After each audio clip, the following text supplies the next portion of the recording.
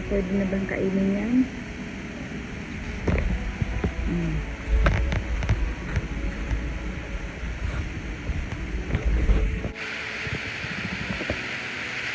Tara, kain tayo ng mangga from our backyard.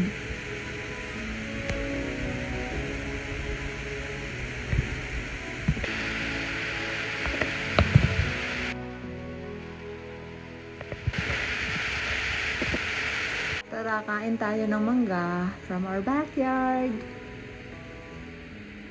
Ayan.